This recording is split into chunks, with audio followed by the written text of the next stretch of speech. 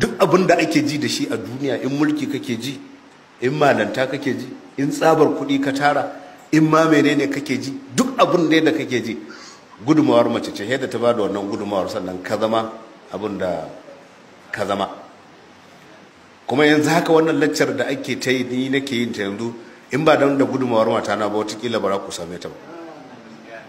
Magana gaskiya nake gaya muku, saboda idan ta hakikance ta rikice a cikin gida sai in ce zan tsaya sai batun an yi rarrashi, watakila ku ganni latti.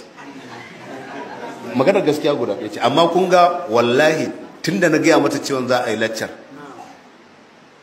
ta je anguwa saboda wani mutuwa da aka yi, ta je ta yi ta'aziyya, amma tun karfe 7 wajen 6:30 ta fita, ta dawo karfe 7 da wani abu. Kuma ana zuwa abin da aka yi shine, na san watakila za ka yi latti, an haɗa mun ɗan lipton ɗina, an yi wane ne duka an zo an ajiye mu.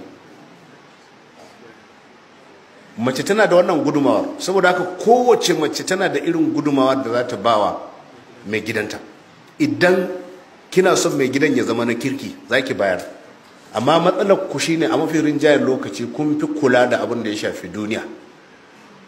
Amma idan kun kula da tasirinku, na sha ba da misalai iri daban-daban akan tasirin mace. Annabi sallallahu alaihi wasallama an ga yadda Aisha ta yi tasiri a kansa, da yadda matansa suka yi tasiri, da yadda hatta a Hudaybiya an zo ana wani abu lokacin da ya zo zai shiga Makka aka hana shi, mata da sahabbai suka tada hankalinsu, har ma ya ce musu kowa ya tuɓe kayan sai aski, ba su yi ba.